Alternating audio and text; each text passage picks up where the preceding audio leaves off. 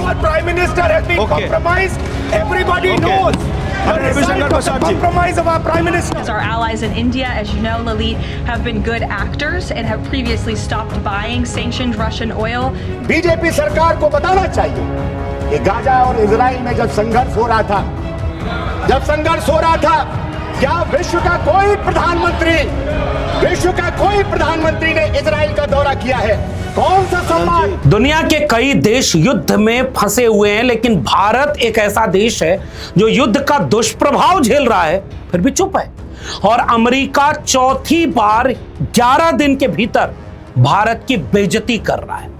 अमेरिकी विदेश मंत्रालय की तरफ से फिर से यह बयान दिया जा रहा है कि भारत हमारा ऐसा मित्र है जो कहते हैं वही मानता है, इसलिए हमने उसको इजाजत दे रखी है कि तुम रूस से तेल खरीदो। जब कहा था मत खरीदो तब खरीद नहीं रहा था, अब जब भी कहा है कि खरीद लो तो खरीद रहा है।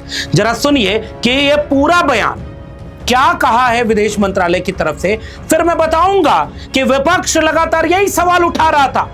और आज जब यह बात राहुल गांधी ने सदन में खड़े होकर पूछा, नरेंद्र सरेंडर क्यों है, विपक्ष नारा लगाया कि नरेंद्र सरेंडर हो गए। Last time I raised the issue of the Prime Minister being compromised. I raised the issue of Mr. Naravane. I raised the issue of Epstein. Honorable LOP, and I raised the issue of Adani. I have given I was silenced. permission that This after the speech of these Ravi Shankar issues Prasad ji, are fundamental to the people of India. scope to speak. Our Prime Minister has been compromised. Everybody knows. The Ravi result Shankar of the Prasad ji. compromise of our Prime Minister. Ravi Shankar Prasad. Akhilesh Yadav ने बार बार यह कहा कि भारत सरकार अपनी विदेश नीति को गिरवी रख चुकी है। इस सब पर चर्चा करने की बजाय प्रधानमंत्री चुप हैं और जिन राज्यों में चुनाव होने वाला है वहां वोट मांगने गए हैं, और अमेरिका अपनी दादागिरी दिखा रहा है। और भारत में लोग सीएनजी, पेट्रोल और एलपीजी के लिए लाइन लगा रहे हैं। पूरा देश अस्त व्यस्त। संसद में जो कहा गया विपक्ष के द्वारा वही सही होता साबित हो रहा है। और भारत की संप्रभुता का क्या होगा? मैं चाहता हूं कि पहले विदेश मंत्रालय की तरफ से जो बयान दिया गया उसको आप गौर से सुनिए। And the President and the Secretary of Treasury and the whole national security team came to this decision because our allies in India, as you know, Lalit, have been good actors and have previously stopped buying sanctioned Russian oil. So as we work to appease this temporary gap of oil supply around the world because of the Iranians, we have temporarily permitted them to accept that Russian oil. And this Russian oil was already at sea, it was already out on the water, so this short-term measure, we don't believe it will provide significant financial benefit to the Russian government at this time. Bharat को एक good actors कहना, यानी जो हम कहते थे सब accept कर लेता था। ये बात अभी सुना आपने, और ये पहली बार नहीं कहा गया। अगर आप बाकायदे से सर्च करेंगे, 11 दिन युद्ध हो रहा है और 11 दिन के बाद अमेरिका फिर से कह रहा है कि हमने कहा कि रूस से तेल ले लो तो रूस से ले रहा। सरकार की तरफ से आपने देखा बार बार कहा जा रहा है कि हम पहले भी रूस से ले रहे थे, बाद में भी ले रहे हैं, और तमाम तरह से इसी तरह का जवाब दिया जा रहा था कि अमेरिका हमारे ऊपर दादागिरी नहीं कर रहा। अब क्या कहेंगे? इस बयान के बाद भारत के प्रधानमंत्री नहीं बोलते, कोई बात नहीं, सत्ता पक्ष ये कह सकता है कि हर मुद्दे पर प्रधानमंत्री थोड़े ही बोलेंगे, तो विदेश मंत्री बोल दें, भारत का विदेश मंत्रालय बोल दें, और ये कहे भारतवासियों के सामने कि अमेरिका कौन होता है ये कहने वाला कि हम रूस से खरीदेंगे तेल। यानी गुड एक्टर कर रहा है, सब एक्सेप्ट कर लेते हैं, और वहां तक कह रहा है कि भारत हमारा भरोसेमंद साथी रहा है। और इस सब के बीच जब देश चुप होता है तो इसका मतलब ये कि सरेंडर हो गए क्या? यही वाकया हुआ जब सदन में चर्चा के समय राहुल गांधी का नाम बार बार लिया गया, तो राहुल गांधी ने खड़े होकर के जो बोला उसको भी आप सुनिए, और कितनी जगह समझौते हुए, कितनी जगह झुके हैं, और मोदी सरकार के ऊपर जो गंभीर सवाल खड़े कर रहे हैं, इसका जवाब तो सरकार को देना चाहिए। This house does not represent one party. This house represents the whole country. Every time we get up to speak, we are stopped from speaking. Multiple times. In the last time I spoke, I raised fundamental questions about the compromises that has been made by our Prime Minister. I will start to speak. You be Rahul Gandhi ji, multiple times.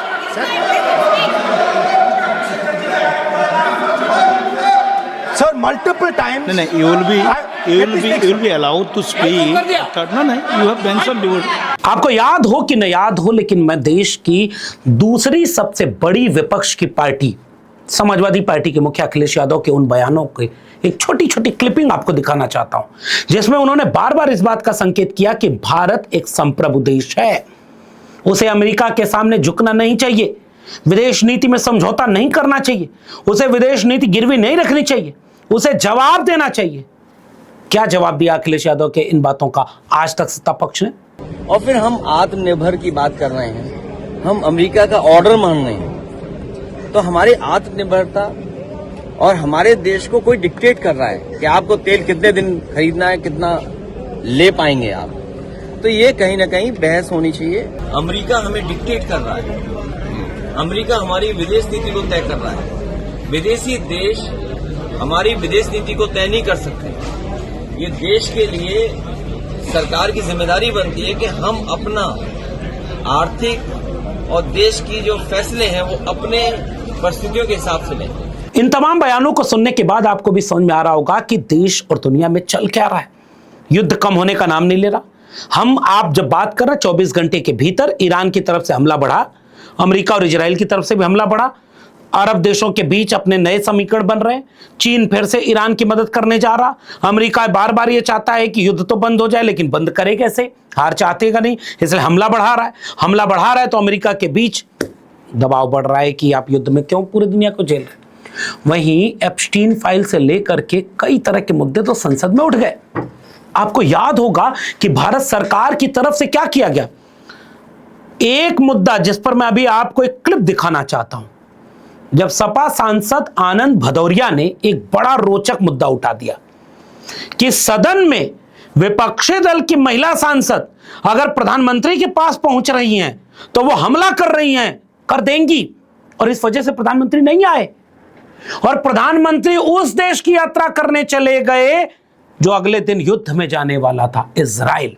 इसका जवाब कौन देगा? प्रधानमंत्री की जान को जोखिम में डाला किसने? सुनिए आनंद भदौरिया को। बीजेपी सरकार को बताना चाहिए कि गाजा और इजराइल में जब संघर्ष हो रहा था, क्या विश्व का कोई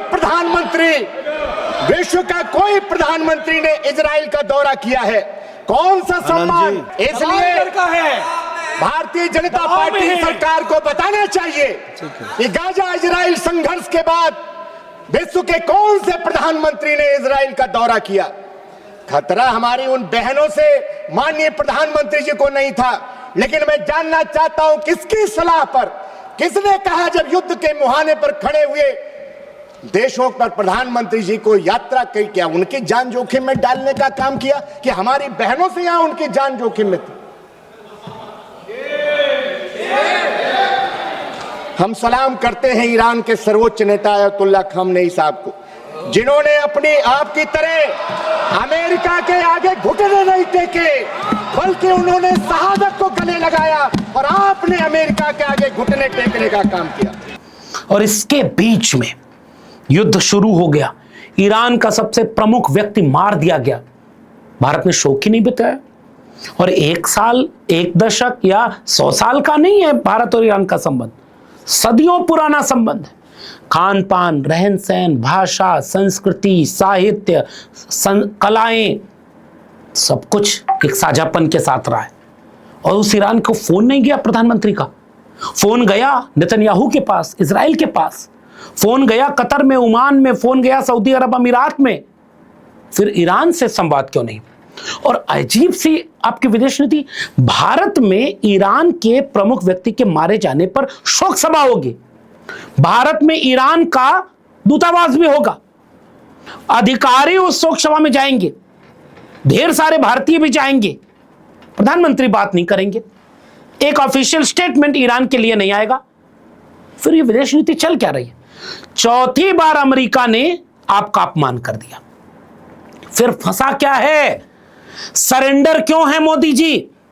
और अगर वो अडानी का मामला है जो केस चल रहा है अमेरिका के सामने, तो बता दे एप्स्टीन फाइल में मोदी जी के मंत्री का नाम और इनडायरेक्टली मोदी जी का नाम किसी मेल में, यह मुद्दा है क्या?